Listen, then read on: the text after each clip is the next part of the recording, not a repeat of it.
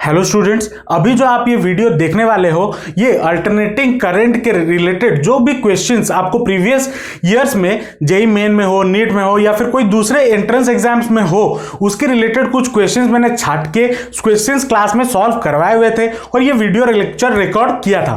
तो ये video complete देखना और क्वेश्चंस को कैसे सॉल्व किया जाता है, एमसीक्यूज को बेसिकली वो आपको समझ में आएगा, जिससे आपको एग्जाम्स में बहुत मदद मिलेंगे। तो ये वीडियो कंप्लीट देखना और इस वीडियो से अपना फायदा पूरा का पूरा निकालना।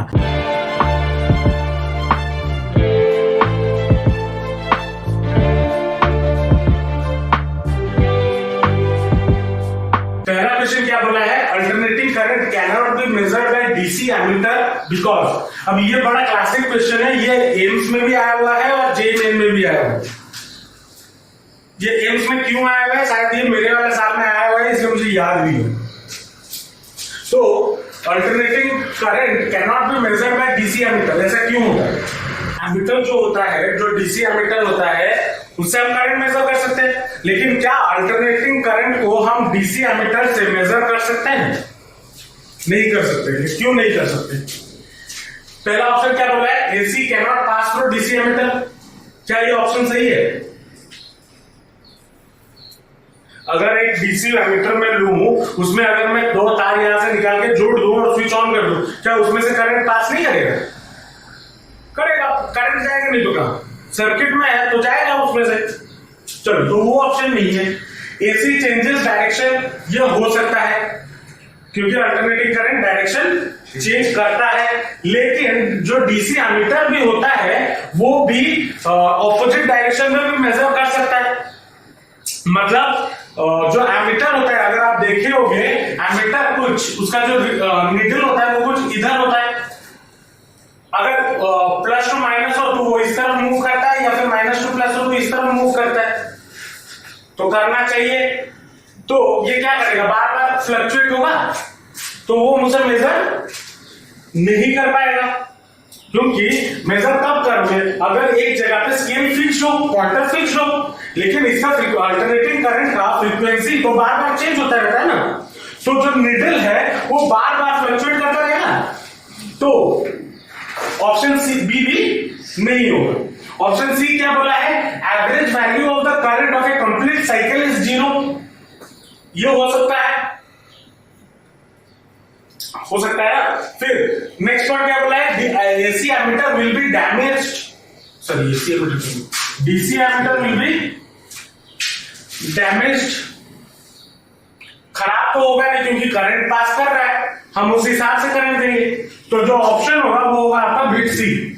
क्यों? जो average value of alternating current पर साइकिल क्या होता है, 0 होता है। इसीलिए जो डीसी करंट है, डीसी एमीटर है, वो अल्टरनेटिंग करंट को मेजर नहीं कर पाएगा। समझे? उसके बाद वाला क्वेश्चन क्या बोला है, the AC voltage across A resistance can measured using A hot wire voltmeter, moving coil galvanometer, potential coil galvanometer, moving magnet galvanometer. कौन सा हो? ये जब मैं नॉर्मल क्लासेस जब चल रहा था, उस क्लास में मैं बताया हुआ था मूविंग कॉइल गैल्वेनोमीटर नहीं होगा। ये हम पोटेंशियल कॉइल गैल्वेनोमीटर हमने कभी पढ़ा नहीं है। मूविंग मैग्नेट गैल्वेनोमीटर ये भी होगा नहीं। तो बेसिकली हम हॉट वायर वोल्टमीटर यूज करते हैं टू मेजर द वोल्टेज। अब गैल्वेनोमीटर का काम क्या होता है, अब इसको ऐसे भी कर सकते हो, देख सकते हो ऑप्शन में, देखो गैल्वेनोमीटर सारा गिवन है। गैल्वेनोमीटर से हम क्या करते थे, करंट मेजर करते थे, लेकिन यहां पर पूछा क्या है, वोल्टेज, रेजिस्टेंस, वोल्टेज पूछा है। तो हॉट वायर वोल्टमीटर ये भी लगा सकते हो, लेकिन दिमाग में हमेशा रखना अल्टरनेटिंग करंट का पोटेंशियल डिफरेंस मेजर करने के लिए हम हॉट वायर वोल्टमीटर का यूज करते हैं। ठीक है? उसके बाद नेक्स्ट क्वेश्चन क्या बोला है, in an LCR circuit capacitance is changed from C to 2C। ठीक है? For the resonant frequency to remain unchanged, the inductance should be changed from L to dash. अब रेजोनेटिंग फ्रीक्वेंसी का formula क्या था? FR is equal to 1 by क्या था? देख के बोलो। रेजोनेंट फ्रीक्वेंसी का फॉर्मूला क्या था? FR by 2 pi into root over of LC। मान लो ये ओरिजिनल था, ये ओरिजिनल था,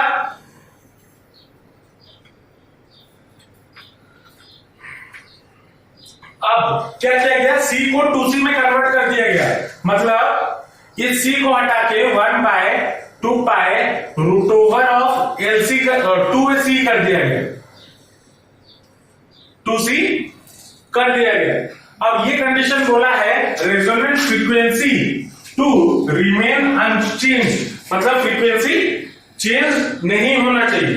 तो अगर चेंज नहीं होगा तो L में क्या चेंजेस होगा, वही पूछा है ना। तो इन दोनों को इक्वेट कर दो, that is equal to 1 by 2 pi root over of LC 2 pi 1 by 2 pi both side gets cancel. तो बचा क्या? Root over of L into 2C is equal to root over of LC, ये होना चाहिए। Squaring both side, तो क्या हो जाएगा? L into 2C is equal to LC, CC gets both side gets cancel. ये L डैश कर, ये L डैश इसको कर लो, नहीं तो कंफ्यूज हो। L डैश ये हो जाएगा। तो L डैश ये न्यू के लिए, न्यू के लिए, और कंडीशन हमारा क्या है? और न्यू के लिए FR डैश मान लो। तो कंडीशन क्या था? FR should be equal to FR dash, यहां पे बोला है ना फ्रीक्वेंसी टू रिमेन अनचेंज। तो L dash will be equal to L by 2। तो ऑप्शन कौन सा होगा? Bit C. समझ में आया कैसे करना है? चलो नेक्स्ट क्वेश्चन पे आते हैं। नेक्स्ट क्वेश्चन क्या बोला है? Circuit has a resistance of 12 ohm and an impedance of 15 ohm. ठीक है, the power factor of the circuit will be dash, ये पूछा है। चलो ये वाला पार्ट लिख चुके। चलो नेक्स्ट क्वेश्चन क्या बोला है? रेजिस्टेंस आपको कितना गिवन है? R आपको गिवन है 12 ओम, है ना, और इंपेडेंस Z कितना गिवन है? 15 ओम। और पूछा क्या है? Power factor PF। अब PF का फॉर्मूला क्या होता था? Power factor is equal to R by Z। R by Z होता था पावर फैक्टर। क्या होता था? cos theta. पावर फैक्टर को cos थीटा, जो cos थीटा है वो पावर फैक्टर होता था, और cos theta is equal to क्या होता था? R by Z। तो क्या हो जाएगा? 12 बाय 15 कितना हो जाएगा? 4 बाय 5। ऐसा कुछ ऑप्शन है वहां पे? नहीं। डिवाइड करो,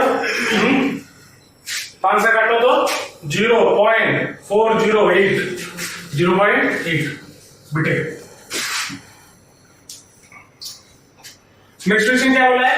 In a transformer, number of turns in the primary is 140, मतलब NP आपको क्या गिवन है? 140, and that in the secondary is 280, मतलब NS आपको क्या गिवन है? 280। चलो ठीक है। If current in the primary is 4 ampere, मतलब IP आपको कितना गिवन है? 4 ampere, then that in secondary is IS कितना हो जाएगा? क्या फॉर्मूला हुआ करता था ट्रांसफार्मर का? I1 by I2 equals to E2 by E1। N के साथ रिलेशन दिया है, E2 by E1, N2 bye N1, ये रिलेशन हुआ करता था। यहाँ पे 1 और 2 क्या होता था? 1 होता था प्राइमरी और 2 होता था सेकेंडरी। तो यहाँ पे 1 की जगह प्राइमरी लिख दो, 2 की जगह सेकेंडरी। ये सेकेंडरी, ये प्राइमरी। बस वैल्यूज डालना है तो IS निकल जाएगा। IS will be equal to कितना? IS will be equal to NP by NS into IP। ये होगा, वैल्यूज डालो, 140 बाय 280 इंटू 4, ये कटा तो 2 एम्पीयर करंट। ऑप्शन है फिर भी ये सारे जो क्वेश्चन यहाँ पे लिखे हुए हैं जेई मेन के क्वेश्चन हैं। ये वाला क्वेश्चन कौन से साल में आया हुआ था वो बता। 2002 का क्वेश्चन है, 2002 AIEEE जब होता था। जेई मेन में फिजिक्स में ऐसे क्वेश्चन पूछे जाते हैं, लेकिन क्वेश्चन ये आता है सर अगर इतना इजी क्वेश्चन पूछा जाता है जेई मेन में, तो जेई मेन में जब हम बैठते हैं हमारा होता क्यों नहीं है, दिमाग चलता क्यों नहीं है? क्योंकि यहां पे मैं तुम्हें चैप्टर वाइज करवा रहा हूं इसलिए आसान लग रहा है। वहां पे 36 चैप्टर का क्वेश्चन वहां पे गिरा होगा, 25-30 क्वेश्चन में, 25 क्वेश्चन ना, 25 क्वेश्चन, हाँ 25 क्वेश्चन तो 36 चैप्टर, तो फॉर्मूले दिमाग में नहीं रहते इसलिए वहां पे मुश्किल लगता है। तो क्या करें कि हमें आसान लगे?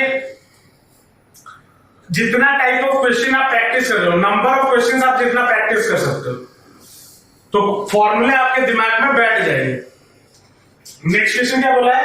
The core of any transformer is laminated so as to bit A में reduce the energy loss due to eddy current, bit B में make it light weight, bit C में make it robust and strong, bit D में increase the secondary voltage. क्या होगा? Reduce the energy loss due to, सही है यही हो। Next question क्या बोला है? In a circuit the current lags behind the voltage by a phase difference of π/2। क्या बोला है जरा ध्यान से पढ़ना।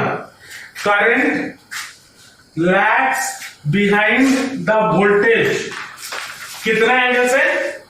π/2। The circuit contains which of the following? Only R में दो करंट और वोल्टेज सेम फेज में होते थे, तो ये अब नहीं होगा। हो सकता है तो अब आर एंड सी ये भी नहीं होगा, तो कौन सा ऑप्शन होगा? ओनली एल, तो बिट बी आपका ऑप्शन। अब पूछो ये क्वेश्चन कौन से एग्जाम में आया था? एम्स का एग्जाम, एम्स के एग्जाम। देखो जो तुम लोग के दिमाग में बिठाया गया है या तुम सोचते हो नीट के क्वेश्चन हो, एम्स के क्वेश्चन हो, जेई मेन के क्वेश्चन हो, इजी होते हैं। प्रॉब्लम यह है तुम लोग उतना प्रैक्टिस नहीं करते हो, उतना रिवाइज नहीं करते हो, इसलिए एग्जाम हॉल में दिमाग और हाथ नहीं चलता। इसलिए मैं बार बार बोलता हूं रिवाइज करो। 5 बार हो गया, 6 बार करो, 10 बार करो, लेकिन रिवाइज करो। एक चैप्टर को 10 बार रिवाइज करो, देखते हैं उसके बाद कौन सा क्वेश्चन नहीं होगा। तुम लोग सोच सर एक बार खत्म नहीं हुआ है, 10 बार रिवाइज करेंगे, है ना। नेक्स्ट क्वेश्चन पे आते हैं। नेक्स्ट क्वेश्चन क्या बोला है?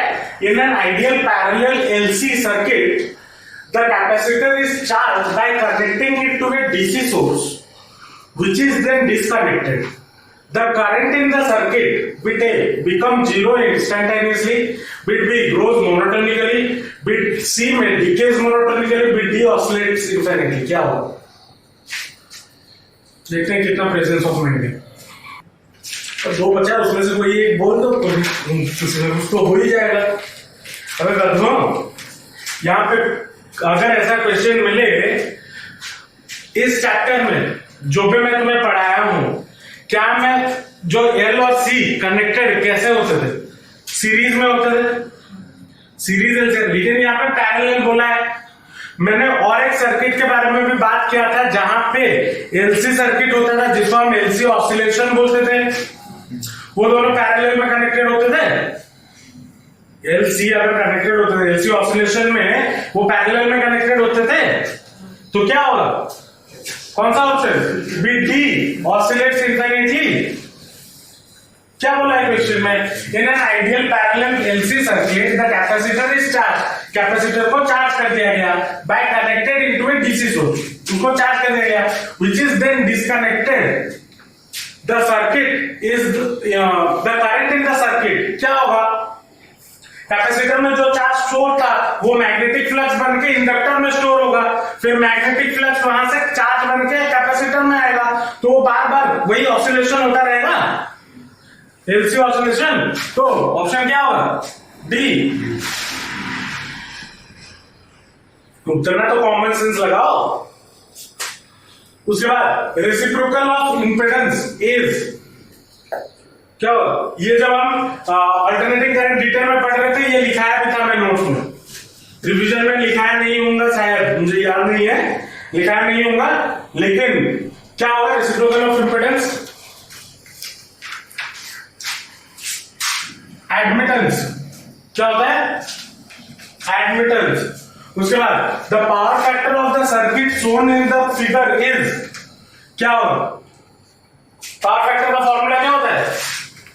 R upon power factor is equal to R by Z। तो पहले Z कैलकुलेट करो। Z इज इक्वल टू क्या होता है? रूट ओवर ऑफ क्या? R का square plus XL minus XC का होल स्क्वायर, ये होता था। इसको सॉल्व करेंगे तो R का स्क्वायर, R कितना है? 40, 1600 प्लस 100 माइनस 40, 60 का होता है, 6 6 36, 3600 होगा। सॉल्व करेंगे तो ये कितना हो जाएगा? 6 6 8 है 58, इसका रूट ओवर ये होगा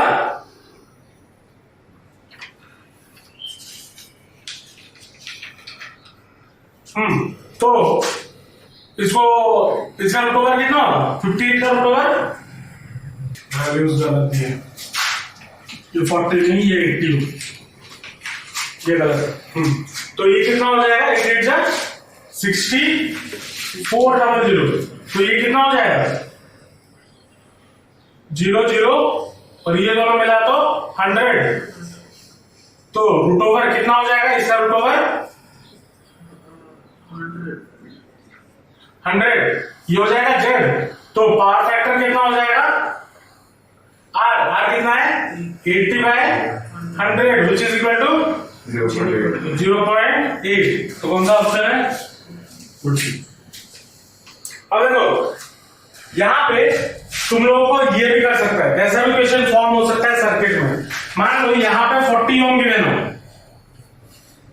ठीक है, और ये इंडक्टर है ना, उसका एक्सेल क्या होता है? उसका इंपेडेंस होता है, सॉरी रिएक्टेंस है, लेकिन बिकॉज वो जो वायर है वो भी तो मेटल से ही बना होगा, तो उस मेटल वायर का भी कुछ ना कुछ रेजिस्टेंस होगा या नहीं होगा? तो हो सकता है यहाँ पे आर आपको दे दे 40 ओम, तो डरना मत कि यहाँ पे 40 ओम कहां से आया। क्यों 40 ओम आया? क्योंकि ये जो इंडक्टर है वो किससे बना हुआ है? मेटल वायर से बना हुआ है, और अगर मेटल वायर से बना है तो जाहिर सी बात है उसमें एक रेजिस्टेंस भी होगा।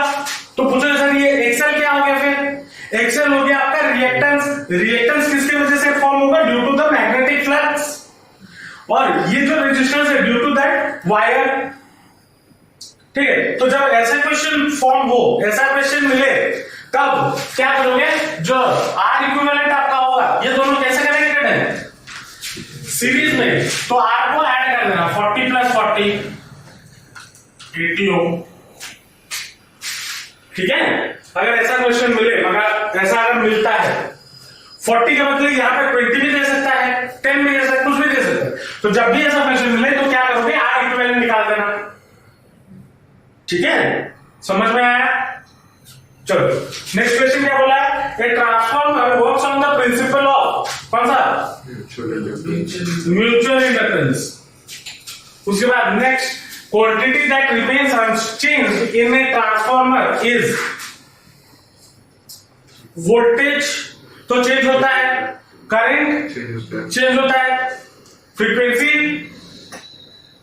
होता है, ओके, और तो मतलब आंसर होगा नन ऑफ दिस। गलत है, फ्रीक्वेंसी चेंज नहीं होता है, क्योंकि जब वोल्टेज दे रहे हो तब फिर 50, जब यहाँ पे हमें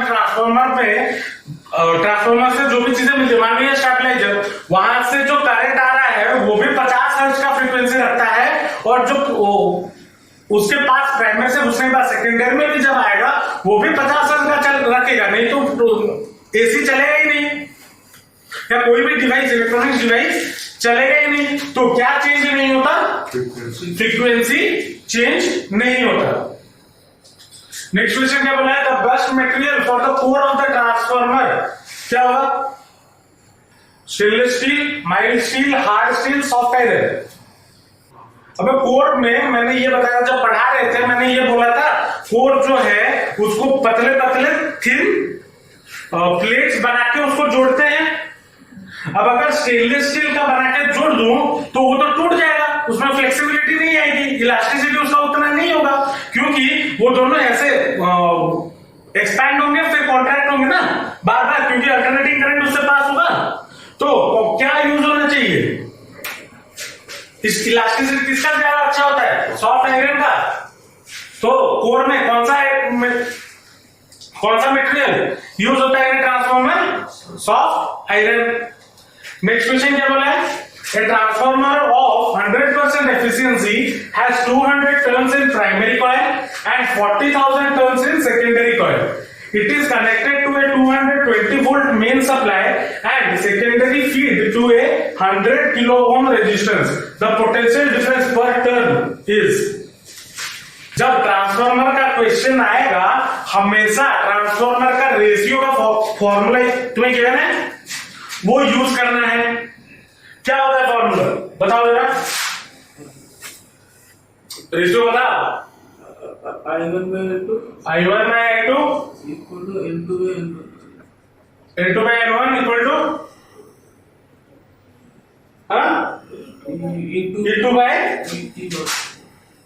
E2 by E1। मतलब N2 by N1 is equal to E2 by E1 होगा। 1.1 volt. हाँ 1.1 volt. हाँ होगा या नहीं होगा? N2 N1 E2 पता है, E1 पता है, E2 नहीं पता है ना। N2 कितना है वैसे? सेकेंडरी कॉइल में नंबर ऑफ टर्न्स 40,000. 40,000। N1 कितना गिवन है? 200। और E1 आपको कितना गिवन है? 220 वोल्ट। तो E2 आपका कितना हो जाएगा? 40,000 डिवाइडेड बाय 200 इंटू 220, ये होगा। 20 गेट्स कैंसिल, 2 से काटो तो 11, तो 4400, ये आ जाएगा आपका E2 होगा। अब क्वेश्चन क्या पूछा है?